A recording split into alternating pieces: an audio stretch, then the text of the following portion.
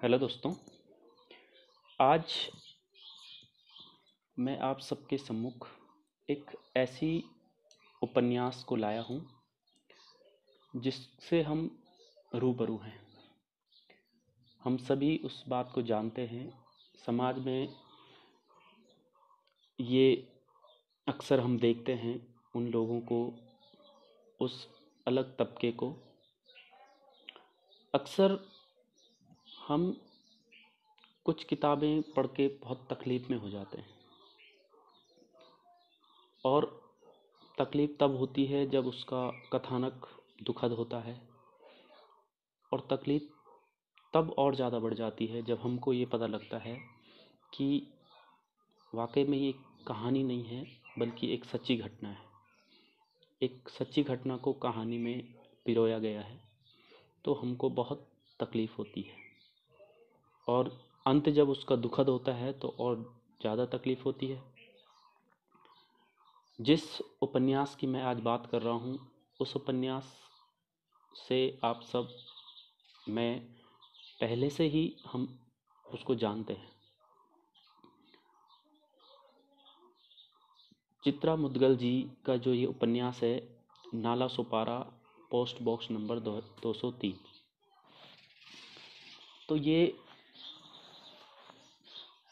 उपन्यास किन्नरों पे आधारित है, हिजड़ों पे आधारित है, आप सब जानते हैं।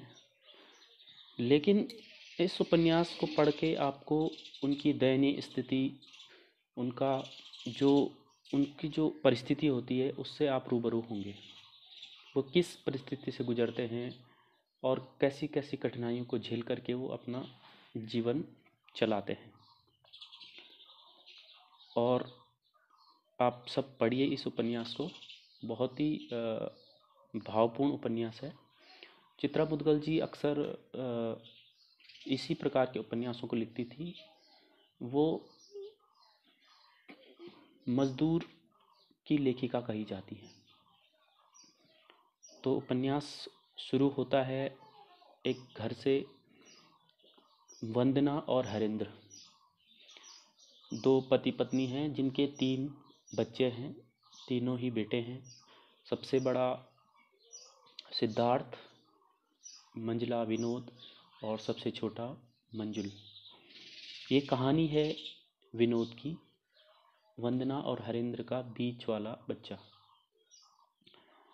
विनोद, विन्नी, बिमली और दिकरा, चारों नाम इन्हीं के हैं। और ये उपन्यास पत्रात्मक शैली में लिखा हुआ है, यानी विनोद अपनी माँ को पत्र लिखता है और सारा उपन्यास इसी पे आधारित है। कहानी शुरू होती है, 3 बच्चे हैं और विनोद जब धीरे धीरे बड़ा होता है तो उसको अपनी शारीरिक अंग की जो कमी महसूस होती है। ये बात माँ बाप को भी पता चलती है, तो वे धीरे धीरे विनोद से कटने लगते हैं। कहीं ना कहीं विनोद, वंदना और हरेंद्र का विनोद से प्यार कम होता जाता है और ये उनकी मजबूरी थी। समाज इसको नहीं झेलता है। समाज ऐसे जो बच्चे हैं उनको अलग करता है। समाज ही उनको पहले काट देता है, सिर्फ इसलिए कि वो उनके अंदर एक शारीरिक विकार है। विनोद, जो कि एक बहुत ही कुशाग्र बुद्धि का बालक होता है और गणितज्ञ बनना चाहता है, लेकिन उसकी जो कमी है वो कहीं ना कहीं उसके रोड़े में आती है। तो मजबूरी बस वंदना और हरेंद्र विनोद को चंपाबाई नाम के हिजड़े को सौंप देते हैं। विनोद बहुत तकलीफ़ में होता है कि उसके परिवार ने उसको छोड़ दिया है। वह अपने परिवार का ठुकराया, मारा मारा भटकता है।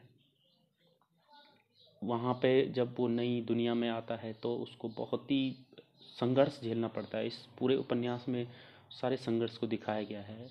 उनका जो सरदार होता है बहुत ही क्रूर होता है, बहुत ही बदसलूकी से पेश आता है, उनको अलग अलग प्रकार के कार्य करने को बोलता है और उस परिस्थिति से गुजरता है। विनोद को अपनी माँ की बहुत याद आती है। विनोद अपनी माँ को पत्र लिखता है और वो ये जो उपन्यास है पोस्ट बॉक्स नंबर नाला सुपारा 203, तो पोस्ट बॉक्स नंबर 203 में वो पत्रों को भेजता है, इसीलिए इस उपन्यास का नाम भी वही है। और उसकी माँ उन पत्रों का जवाब नहीं देती। वो अपनी माँ से मिलना चाहता है, अपनी पूरी जो परिस्थिति से जूझ रहा है उन सब का जिक्र करना चाहता है, लेकिन वो बहुत सारे पत्र भेजता है लेकिन एक भी पत्र का जवाब नहीं आता है। अब विनोद बिन्नी बन चुका है। बिन्नी की ज़िंदगी में पूनम जोशी नाम की लड़की, जो कि वो भी एक किन्नर समाज की है, उससे उसकी मुलाकात होती है। दोनों में आकर्षण बढ़ता है, दोनों एक दूसरे की मदद करते हैं और विनोद अपनी किस्मत में इसी ज़िंदगी को समझकर अपनी ज़िंदगी बिताना प्रारंभ करता है।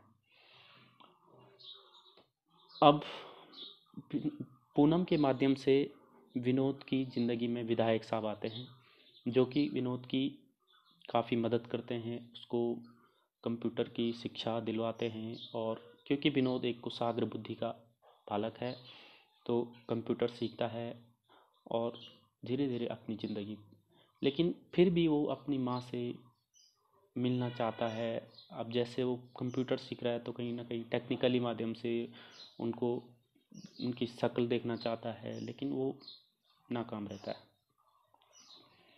विनोद की ज़िंदगी चलती है, धीरे धीरे आगे बढ़ती है, लेकिन एक दिन विधायक साहब के भांजे का जन्मदिन होता है तो पूनम वहाँ पे पूनम जाती है, उसको बुलाया जाता है तो वो नाच गाना करती है और तत्पश्चात उसके साथ विधायक का जो भांजा होता है और उसके कुछ मित्र पूनम के साथ बहुत ही बर्बरता करते हैं। मतलब आप इस उपन्यास को पढ़ेंगे तो आप देखेंगे कि इंसानियत की हद पार कर देते हैं। और विनोद को ये बात पता चलती है तो वो बहुत ही ज़्यादा दुखी होता है। तब उसको पता चलता है कि विधायक या कोई भी हो, सभी लोग उनका केवल इस्तेमाल कर रहे होते हैं अपनी राजनीति के लिए, अपने कहीं ना कहीं अपने फ़ायदे के लिए उनका इस्तेमाल करते हैं। विनोद तुरंत हॉस्पिटल जाता है, पूनम से मिलता है। पूनम जो कि जिसकी बहुत ही दयनीय स्थिति हो चुकी है, कहती है कि तुम्हारी माँ का फ़ोन आया था, तुम अपनी माँ से मिलने चले जाओ, वो भी बीमार है। लेकिन विनोद उस समय पूनम को नहीं छोड़ना चाहता है, लेकिन कहीं ना कहीं उसको उत्कंठा होती है कि अपनी माँ से भी मिले, लेकिन वो नहीं मिल पाता है। अब वो क्यों नहीं मिल पाता है, इस उपन्यास को आप पढ़िए, आपको पता चल जाएगा। बहुत ही दुखद अंत है इसका, लेकिन आप इसको ज़रूर पढ़िए। धन्यवाद।